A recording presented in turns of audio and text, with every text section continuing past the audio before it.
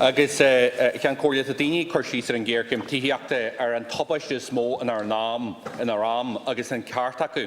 Tá choras tííochta tóca ag rialtas fion na Gael agus fion na Fáil don na creachcheistí agus na gréagaoine flacha ar an leataíú. Níos fearre tá tiltte a cean cóirle ag daoine sa phoblacht seo, an phoblacht mar is ceart an phoblacht fíor ba thóir go deochú na daoine ar dús. Minister, from the people in the street to the highest office of our land, your housing crisis has been called out for the disaster and social catastrophe that it is. And the truth is being spoken in a powerful way, and the cynical government efforts to shut down and shut up those standing up for the people is disgraceful. The housing crisis is a decade of shame for Fine Gael and Fianna Fáil. It has defined life in Ireland for far too long, and it has been profoundly damaging to the aspirations of an entire generation.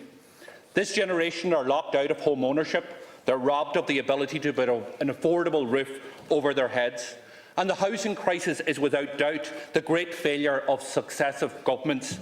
It is a sad reality that a home, a basic necessity of life, has become such a pipe dream for so many. And this is not how things should be in a republic. The coalition came to office 2 years ago and they promised that they would fix housing. But on your watch, Minister, things have gone from bad to worse. People caught up in this crisis have had ringside seats as you recycle policies after policies that created the mess in the first place. And all you have to do is look at the facts. Rip-off rents continue to hit new record levels and the number of available properties has fallen to an all-time low. House prices have soared beyond the reach of ordinary workers and families. Homelessness has returned to pre-pandemic levels, with over 10,000 people in emergency accommodation. In the Ireland of 2022, children are growing up in hotels and in B&Bs, and this flies in the face of the shared values of the Irish people. And it is the undeniable truth that Fine Gael and Fianna Fáil have been the best boys in the class for the speculators. You've turned housing, which is a basic human right, into a cash cow for private interests chasing as much profit as they can. And your policies, Minister, have always been about meeting the profit needs of the powerful developers, of the landlords, of the wealthy international investors, and not the needs of ordinary families and workers. Look at how Fine Gael and Fianna Fáil have just used big tax advantage to roll out the red carpet for the cuckoo funds to bulk buy family homes. Look at the litany of government schemes that have lined the pockets of the speculators, including the latest bonkers scheme that you gift €450 million of taxpayers' money to developers to build homes that ordinary families will never ever be able to afford. So the charge that is being levelled at your government, that you're for a government of the top sticks, Minister. To underscore the government's failure this morning, we have the CSO who published their figures that show house prices are out of control, with property prices have increased by 14.2% nationally in the past year. So, Minister, can I ask you this? Do you now accept that the housing crisis is a disaster? Do you accept that the housing crisis is the great failure of your government and successive governments? And will you now finally, at this point, change direction and build homes that ordinary people and workers can afford to live in? Has always accepted that meeting the housing needs of our society is a critical challenge that we must rise to, not just for our society, but for the families, for the households, for the tenants, who are all affected by the challenge of not enough homes being available to buy, rents not being affordable. We accept this is a challenge that we must rise to, that we must make progress on. But it is not just our language that will make a difference, it is our efforts. And the efforts are showing clear signs, Ceann Comhairle, of supply improving, and it is only with more homes being built that we have the ability over time to see rents change and to see us make progress on affordability. And the figures in relation to supply, while I appreciate at all times the need for us to do more, to get more homes built as quickly as we can, the figures in relation to supply are equally clear. 22,000 homes now completed in our country over the last 12 months. 35,000 homes commenced. For 2021, 43,000 homes have received planning permission.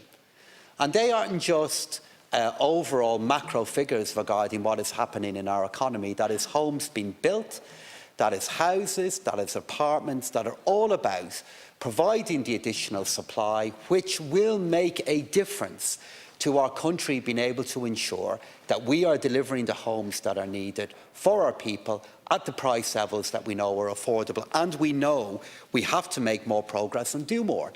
But that is why we have housing for all. And I reject entirely the image or the tone that Deputy Doherty has suggested here to the House in relation to the intentions of this government. What this government is about is delivering more homes for more people at different prices to meet the many, many needs that we know exist within our society and within our economy. If you look at housing for all, what does housing for all involve? It involves the spending of up to €4 billion per year, €4 billion per year, to deliver the homes that we know are needed. And yes, the government does believe that private supply has a role to play in delivering homes that are available to purchase for those who can afford to purchase them. But we also believe social homes, affordable homes, cost rental homes are an equally necessary part of the solution that has to be delivered. And the figures, again, in relation to the progress that we're looking to make on that are very, very clear. The thousands of homes that are now being built across the length and breadth of our country for social and public use. I can see it across the city of Dublin. I can see it now in Dominic Street. I can see it in Devaney Gardens. I can see now hundreds of homes that are being delivered in that part of our capital city alone to respond back to the housing needs that the government knows are there. And that is why we have in a plan in Housing for All that isn't just looking to deliver this number of homes across this year, but is looking to deliver for next year nearly 29,000 homes, and for the years after that, 30,000 homes per year. So yes, all of us accept the need to make more progress here in government. We understand the anxiety, the stress, the difficulty that this is causing to households, to homes all over our country. But the figures are there. In the more homes that are being completed, the more planning permissions that are coming through, the more commencements that are now underway, underpinned by this government through local authorities all over the length and breadth of our country, building thousands of homes for public and social use to respond back to the need that the government accepts is there. Thank you, Minister. Deputy. Minister, you've been a minister now for 9 years, and let me give you one fact. For every single year that you've been a minister, the crisis has got worse. House prices continue to rise every single year, including this week as you serve in office. Rents have continued to soar beyond the reach of any ordinary people. People are being charged €2,500 to rent in this city. It is disgraceful what has happened. It is a social catastrophe, and those at the highest office were right to call out your government in relation to the catastrophe that has been met by ordinary people and families. Homelessness is now at record levels, and it has increased year on year under your watch, 9 years as a minister. And you are the best boy in the class. You have led the charge for this government and successive governments in rolling out the red carpets, providing the tax incentives for those institutional investors that pay no tax on their rent, no CGT, and charge some of the highest costs in rent in this city and elsewhere. Now, after 9 years, surely to God, you could forget about listening to me, maybe listen to ordinary people, particularly that generation that has no hope in your government to sort this and actually change track, invest properly in social and affordable housing, invest in cost rental housing, and listen to those on the ground and those at the highest office of our state. Thank you very much. Deputy, I meet those people myself in the constituency that I have the privilege of representing in this House, in my clinics, in the many engagements that I have with those who are who are dealing with this challenge that this government knows is so real. But Deputy, this is the government who is building social and affordable housing all over our country now through our local authorities. That is a reality that is now being delivered. New homes that are being built through Dublin City Council, through other local authorities across the length and breadth of the country to respond back to the need that is there. And it's the case, Deputy, that you are for more homes being built, but you're against every measure that will ever deliver the homes for the communities that you're making the case for. For example, the Land Development Agency. the very agency that you were against, that you opposed here within this House, is the same agency that has now submitted planning applications for 2,358 social and affordable homes in our city. And I am certain that when those planning applications come forward, they'll be the same planning applications that you will oppose.